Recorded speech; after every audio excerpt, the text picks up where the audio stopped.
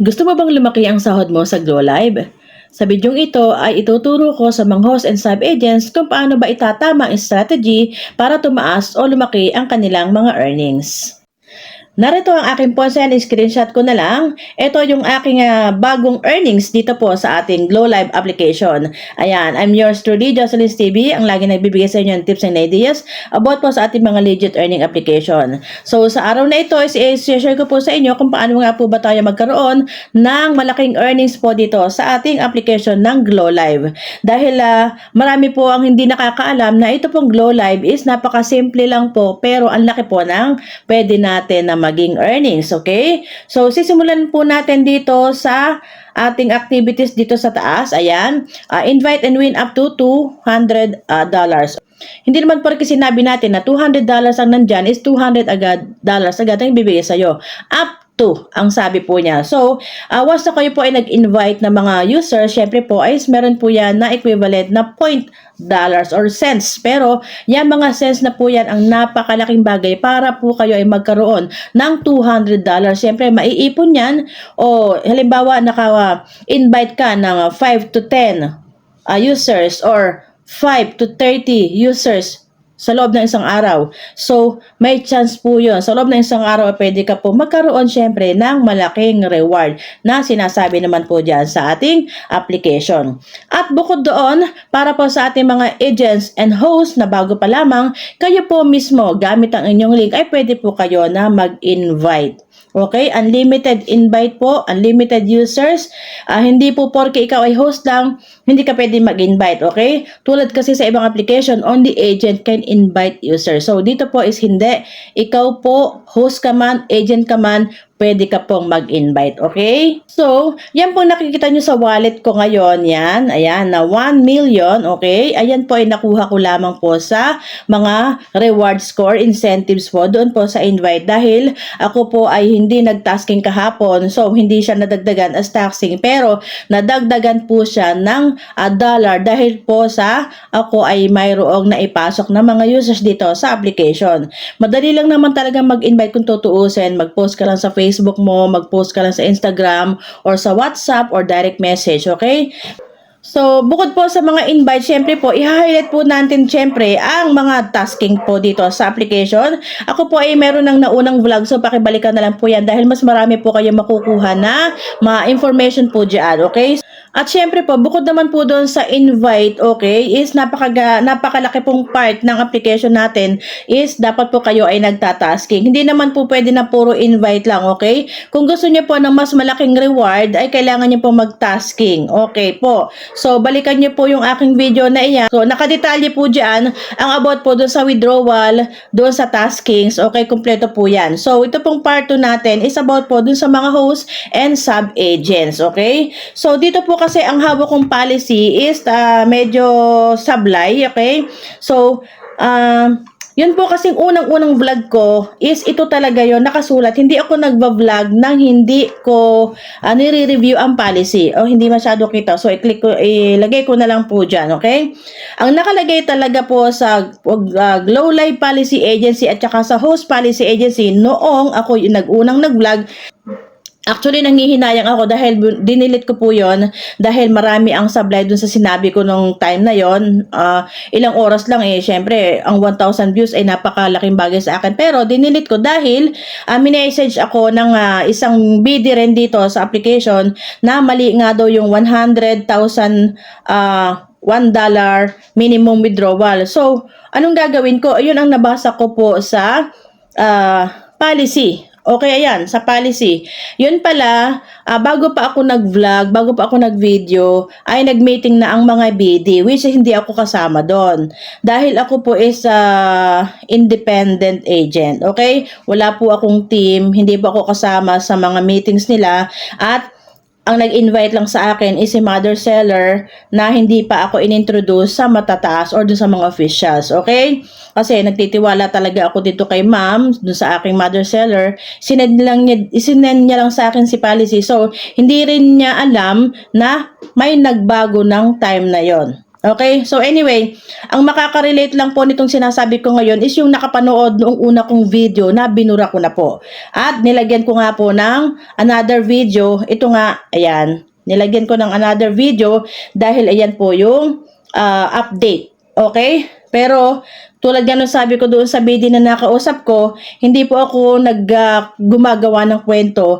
Ang akin pong ibinilag noon is ayon po sa policy na nabasa ko. Okay, kaya po yung mga baguhan po dyan na magbibidi sa mga application, ay huwag po tayong basta magtitiwala sa mga nababasa natin na policy dahil meron po talagang pagbabago. Okay? So, ayun lang. Yan, balik po tayo sa application. Tulad po ng sabi ko, napakalaking bagay po kung tayo po ay nagtatasking dito sa Glow Live application. Ano po? So, secondary na po yung invite. Okay? Dahil syempre invite ka ng invite kung hindi naman magtatasking, so wala din. Mas maganda po syempre is mag-tasking po tayo habang tayo ay nag-i-invite. Okay? Ngayon po kasi is highlight po tayo sa mga sub-agents. Okay po? So, sa ngayon, sub-agents, wala pa akong hawak na new policy. Pero, ang kalimitan lang naman po na policy dito is mag-invite ka ng host mo at ng sub-agents mo. Hindi naman pwede na agent ka nga tapos hindi ka naman kikilos, wala ka ding host. So, useless naman yon. Okay?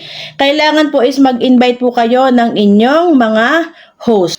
Saan nga po ba mag-i-invite? Saan tayo kukuha ng link para po sa invitation ng host? So, i-click nyo po yung My Agency. And then, syempre, may makikita kayo dyan, my host and my agents, okay? So, kung mag-i-invite po kayo ng host, okay, i-click nyo po yung invite doon sa my host, ayan. And then, yung parang may share, okay? Yung may share na yon, ayun po ay link po yon. And then, pipindutin nyo yon, lalabas yan, WhatsApp, Facebook, Telegram, or copy. Okay, madalas kasi ako is copy lang, hindi ako nagda-direct po dito sa Facebook. Kailangan po, ang link na kailangan po, ang mga invitation link is huwag nyo pong ilalagay doon mismo sa wall ni Facebook. Kailangan po sa comment section.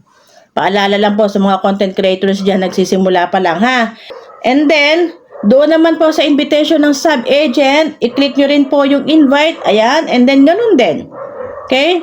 Ganun din yun. I-click nyo lang yung share icon, then copy link. Kayo ang bahala kung copy link WhatsApp, Facebook, or Telegram. Ang inuulit ko lang, ma-host man or agent invitation, ang link po ay ilagay nyo sa comment section. Pero isang beses lang po kayo mag-post ng link. Ayan ay mga additional nyo na po na kaalaman kung kayo po ay content creator sa Facebook, okay? So, ayan, sa mga host applicants po, i-click nyo lang po yung link na nadyan sa description. Yun po ay direct na. I-click nyo po yung link sa aking description and then kung wala pa kayong application, sasabihin po sa inyo is download the app. At kung may application na naman po kayo, may makikita naman po kayo sa taas na open app. Okay? So, madali lang naman po yan. Kapag kinilik nyo po yung links, lalabas naman po yung mukha ko dyan, Jocelyn's TV Agency, and then pwede po kayo mag-join. At ako naman po is, i-approve ko po yan. Okay? Hindi ko kasi na-accept lahat yung mga nag-apply sa akin. So, nainip po sila, nag-join po sila sa iba. So, pasensya na po kayo doon sa mga nag-apply ng host ha. Hindi ko po agad na-accept dahil pinagdesisyonan ko po talaga kung ako po ay mag-i-agent or hindi. Ayun. Kasi po, gusto ko sana is mag-focus lang po sana ako sa pag-assist po sa mga agents or sa mga sub-agents. Okay? Madali lang naman po ang pagkakaroon ng agency dito. I-click nyo lang po yung link sa aking description at magda-direct na po kayo. Anyway, kailangan lang po kayo ay face verified. Lahat po ng mga users, male, female, host or sub-agents, kailangan po is face verification. Okay, yan po nakalagay dyan sa screen. Kailangan po yan ay verified. Anyway, doon naman po tayo sa sub-agents. Okay? Mayroon din po akong link dyan sa baba sa aking description. I-click nyo lang po yung how to become agent. May link po sa ilalim. At kapag po yun ay kinilik nyo, may pipilapan po kayo ng form para po maging isang agent. Okay? At kung kayo naman po is agent na, madali lang po sa inyo para mag-invite po ng inyong host and sub-agents. Ang pinakang the best po na ginagawa ng mga sub-agents ay mag-invite ng host, at sub-agents nila at i-guide po sila. Gumawa kayo ng isang GC at doon niyo po sila ipunin. Ako naman po as your master agent is i-invite ko po kayo na i-message po ako. Ayan, sa aking mga social media account is i-send niyo po dyan yung inyong account ID at app name. Okay? At kung hindi makita yung aking mga page, pumunta po kayo sa description at nandun po ang aking WhatsApp. Dahil sa WhatsApp po ako unang gumawa ng GC for my sub-agents. Okay? Ang hinihiling po naman ng ibang agents na walang WhatsApp is magkaroon daw po ako sa Messenger. So, hindi na po ako masyadong gumagawa ng GC sa Messenger dahil maraming stress doon. Ano po? Especially sa host, maraming mga stress na tao doon. Mas maganda po sa WhatsApp. So, kung walang WhatsApp, mag-install po kayo. Madali lang naman yon. Okay? Wala yung bayad. Anyway, tandaan po natin ang pagkakaroon po ng mga earnings dito. Host ka man or agents ka man ay depende po yan sa iyong sipag. Kung ikaw ay patamad-tamad, paupo-upo sa panel, wala lang, mag-aante ka lang ng grasya, ay hindi po pwede yun dito. Kailangan po ikaw ay kumilos din, makipag-trade, maghanap po ng free coins. Marami pong free coins dito sa application, mag-invite, at sumali sa mga events, ayan, tapusin ang mga taskings, ayan. Yan po ang pinakang the best way para ikaw po ay tuloy-tuloy ang kita dito kay Glow Live. Ayan, sa mga host applicants po, inuulit ko, nandyan po yung link sa description. So, kung makakapanood dito yung mga hindi ko na-accept, na-reject na. Yung iba po kasi na-automatic reject na po siya, parang na-expired na. Yung iba kasi nakita ko na lang is rejected pero hindi ko pa naman pinipindot. Ayan, so marami po yun. So, ang natira na lang po doon is, ayan ko konti. 7 na lang po yung natira dahil hindi ko po talaga in-accept hanggat hindi ko napapagdesisyonan kung ako ay gagawa ng agency or hindi. So, ayun. Ngayon po is final na. Mag-agent po ako. At ayan po yung aking account ID. Ayan po yung aking agency, Jocelyn's TV Agency. Pwede nyo po akong puntahan sa pages ko at sa WhatsApp. Okay? Huwag magtatampo yung mga na-reject at yung pong mga hindi ko agad napansin. So sorry po. Madali lang maka-earn dito sa application na ito. Ma-host ka man, ma-sub-agents ka man, kahit ano ka pa, basta masipag ka, swak na swak po ang Glow Live para sa'yo. So, thank you so much. Happy earnings everyone. God bless po sa ating lahat at tayo po ay sama-samang magkaroon ng earnings po dito sa Glow Live at para po tayo ay pare-parehong makasweldo. Thank you so much and God bless.